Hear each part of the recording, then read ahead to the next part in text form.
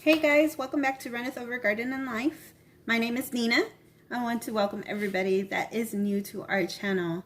Today I wanted to do a fun project in case you are getting a little stir crazy with the kiddos.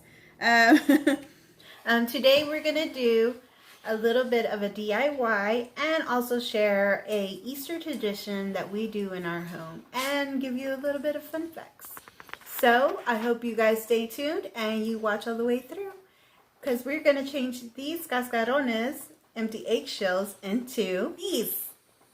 So stay tuned.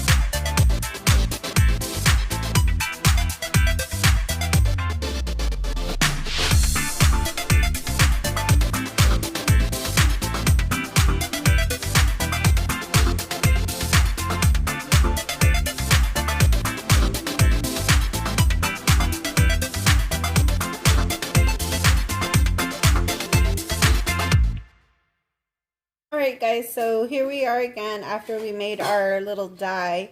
You want to make sure that you have clothes on, or your children have clothes on, that y'all do not mind getting stained. You also want to put down something on the bottom of your table, because this die will stain. As you can see, my fingers are already stained up a little bit from the dye. So yeah, just take precaution.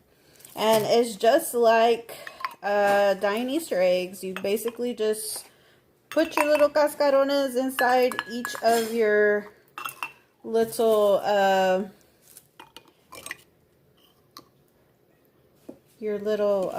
containers, and you just let them do their thing. I'm using my skewer again. This is our anniversary skewer. My husband took me to, what was it called? Melting pot for our anniversary, for one of our anniversaries. And he was sweet enough to talk the waiter into putting it on our tab, even though he insisted that it was not that type of a restaurant where you can just buy things. But, you know, Mr. Hernandez over here likes to, like, come on, man. Persuade people. Alrighty, so you dye it until you get the color of your choice. And then you just simply put it back into your container and let it dry. You don't want to put it up like this. You want to put it downward. This is probably something of a project that maybe your littles that know how to be a little bit more gentle with these eggshells, because they are easily to break. Or if you don't care and you just want them to go at it, give it a go, then That's totally up to you. Or if you just want to supervise them, that's cool too. So I'll be right back once I have all of them done. Alright guys, so here we are. I am completely done. Some of them are still wet, and they are going to be wet from the inside. So as soon as they are dry from the outside, you can probably flip them over and let them dry out from the inside. And it's very important for you to have them dry in the inside, because I'm going to show you what we're going to do next. Alright, while my eggs, or my cascarones, my eggshells, are drying, I found some decorative shredded paper, and because I wanted this to be biodegradable, that way when they're cracked in the yard or in the lawn, it's easy, like I said, biodegradable. It'll go right back into the earth, and it'll dissolve and all that good stuff. So because I don't have the, used to sell a while back ago, confetti, like paper confetti with different colors, and they were circular, and I don't know why they stopped selling it. And now they have these other ones that are made out of foil, and that's not biodegradable, and we want to be kind to where we live, right? So my idea with this is, since I'm going to be filling my cascarones with this, I figured that I can chop this up small enough, that way it'll fit inside my cascarones, and that way it'll be extra something pretty inside of them, and it's also biodegradable.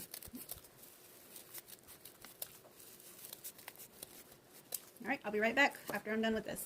Okay, as you can see, I didn't get through the whole entire bag, because whenever I chopped it up, I got this much right here, and this should be enough for about maybe 9 cascarones, empty eggshells. Okay, so I have a cascaron right here, and what we're going to do is just fill it up.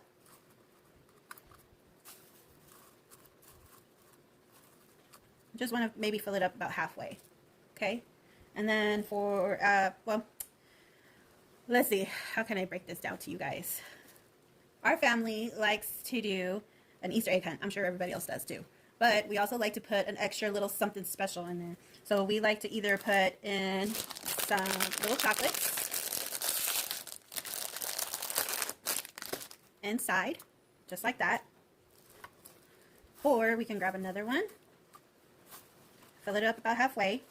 And I know my husband likes to put a little extra something in there, so he puts a few quarters in there, because what little kid doesn't like change, right? And then he likes to make one that he likes to call the golden egg. So we'll fill it up again. And then he'll put something special like this inside. He'll hide them out in the yard, and the kids go crazy trying to find this.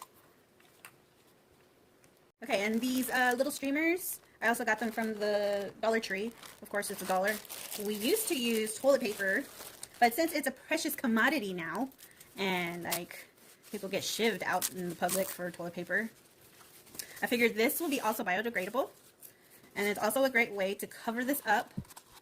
So what you're going to do, I have some Mod Podge that I also picked up from the Dollar Tree. You can use a Q-tip, or you can use your finger like I am, because I ain't got time for all that. And then you can just place it on top and cover it up, just like that. And then it'll be easy to take right off, just like that. You can use different colors if you want, but I figured white, since white doesn't have any dye in it, it'll be a lot more earth friendly. And that's all we do. That's basically what cascarones are. And while I'm filling these up, my hubby over here, this guy over here, he's gonna give us some fun facts. Alright guys, if y'all don't know me personally, but what I like to know is fun facts. I like to know a little bit of everything about everything. Little fun facts about these Easter eggs and cascarones and everything. According to historians, this cascarones was actually originated in China, in the Far East. Colored eggs filled with incense powder in the early 13th century. Marco Polo visited China, and the eggs became a rage in the royal courts of Europe, especially in Italy or Spain. They finally arrived in Mexico in the mid 1800s, courtesy of their emperor Maximilian's wife Jorleta. In Mexico, cascarones evolved into this. Instead of using scented powder, Mexicans put confetti in the eggs. They developed traditionally to cracking the eggs over friends' heads to release the confetti, which inspired the name cascarones, which a literal translation means shell hits. Also in Mexican tradition, it's known to bring good luck to the people who are getting the eggs cracked on their head, to bring them good luck for the year. And also, the religious aspects of it, it represents the symbolism, the rebirth of Jesus' resurrection. Because eggs, it's a baby of chickens. That's where they hold them at. So it's always fun fact to know about these things, and I like to know fun facts. The more you know, the better you're off. So those were some fun facts. Also, because of the egg being a little too hard for some little kids to actually take a hit, this is why I came up with this way, filling the eggs with little treats or with change. That way, once they find their little eggs and put them in their Easter baskets, they can come back and show, of course, their little goodies, and they're so excited with their little faces and stuff. And they can sit down on the ground and pop, and they can find their little goodies on the inside. And of course, with everything else, you want to find the golden egg and crush that as well. See? Ta-da! And look how fun that is. Like, seriously, guys. Okay, guys. Here's some more fun facts. It was the American Hispanic culture that is directly responsible for the current popularity of the cascarones. These colored eggs fell out of favor in Mexico only for the tradition to come back to life in the 1960s. And in the 1960s with the fiestas in San Antonio, a traditional celebration that dates back to April 1891 in San Antonio to honor the heroes of the Alamo Battle of Texas. The confetti-filled eggs have become a popular that they are now used during other holidays, especially New Year's Eve. Man. So they did this during New Year's Eve? Yeah. Wow. That is kind of cool. That is I did not cool. know that. I didn't know that either. Love me some fun facts. Alright guys, so if y'all have any questions, leave them down on the comments below. We would really like for you guys to let us know down in the comments below what are your thoughts as to this little project. We just figured I don't have any littles anymore. So, I don't know. I guess I was kind of just reminiscing about whenever my kids were small and we would do these sort of things with them and have fun with them. And I just thought I would share a little bit of our tradition and bring it into your home. And maybe you guys will start making this into your tradition.